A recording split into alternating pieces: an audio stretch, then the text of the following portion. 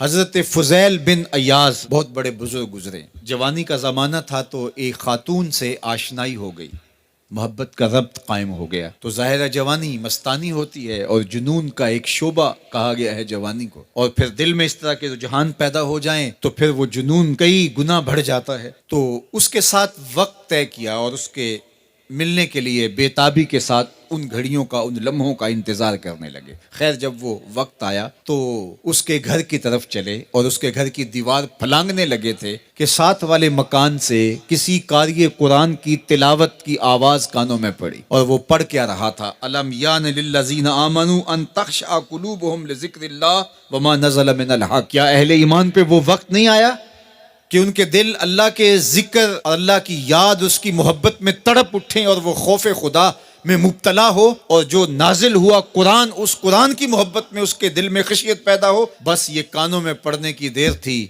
کہ دوبارہ گلی میں چھلانگ لگائی اور کہا میرے اوپر وہ وقت آ گیا ہے، اور جنگلوں کو روتے ہوئے نکلے. اور حضرت فضیل بن ایاز پھر ولیوں کے امام قرار پائے. اس آیت نے ان کی زندگی بدل دی. کسی کی 30 سال، کسی کی 40 برس، کسی کی 50 سال، کسی کی 60 سال زندگی یہاں موجود لوگوں میں سے کسی کی اس سے بھی زیادہ اور کسی کی کم. اس آیت کریمہ کو ذرا اپنے اوپر وارد کریں تو اللہ ہمیں نصیب کر دے کہ ہمارے دل تیرے خوف سے کانپ اٹھے اور تیری خشیت سے ہمارے دل لرز اٹھیں، اور قرآن کے ساتھ ہمارا ربط مضبوط اور مستحکم ہو جائے، اور ہم یہ اقرار کرتے ہوئے تیرے حضور حاضر ہو جائیں، مالک وہ وقت آ گیا ہے کہ ہمارے دل تیری یاد سے، تیری محبت سے، تیرے پیار سے مالا مال ہو گئے، اور اپنی باقی زندگی ہم تیرے پیار میں، تیری محبت میں اور تیری یاد میں بسر کریں گے.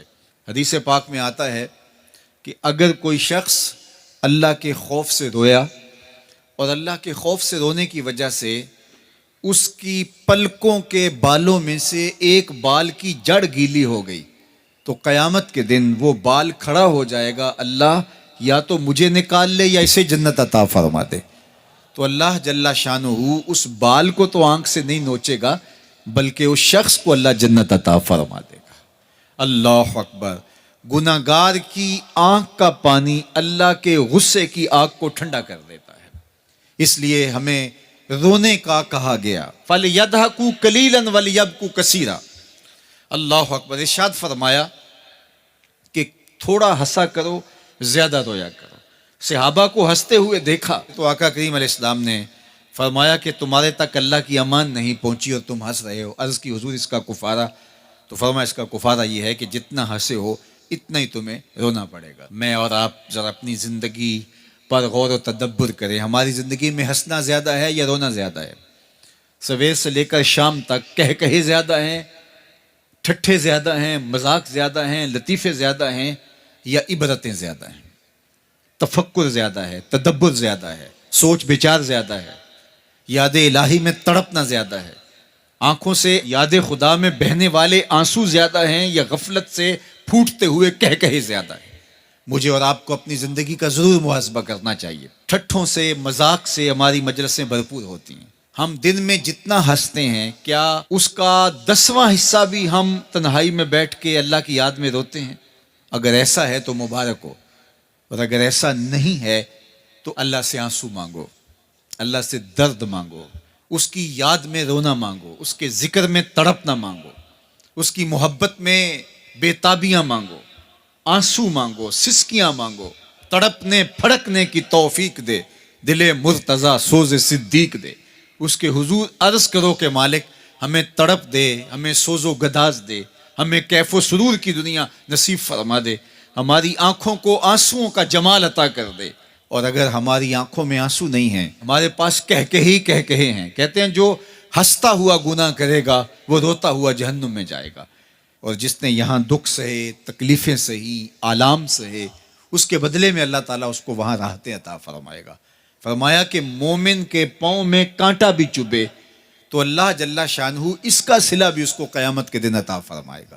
تو یہ جو تفکرات ہیں، یہ جو دکھ آتے ہیں، یہ جو تکلیفیں آتی ہیں، مصائب آتے ہیں، مشکلات آتی ہیں، اذیتیں ہمیں پہنچتی ہیں، تو اس پر صبر کرنا چاہیے اور اللہ کا شکر ادا کرنا چاہیے کہ ہم ان مصائب سے گزر رہے ہیں، ان مشکلوں سے گزر رہے ہیں. اور اگر کسی شخص کی زندگی میں دکھ ہے ہی نہیں، سکھ ہی سکھ ہیں، تو پھر وہ سمجھے کہ وہ فتنے میں مبتلا ہے.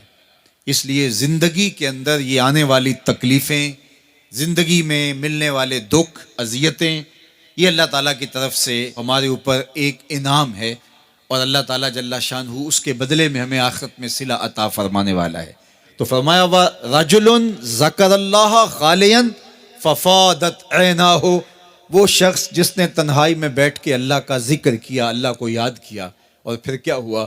فرمایا اس کی آنکھوں سے آنسو ٹپکنے لگے. تو میرے اور آپ کے آقا و مولا نے فرمایا قیامت کے دن جب کوئی سایہ نہیں ہوگا، یاد الہی میں رونے والے کو اللہ اپنے عرش کا ٹھنڈا سایہ عطا فرما دے گا. تو یہ رونا بہت بڑی دولت ہے، یہ بہت بڑی سعادت ہے.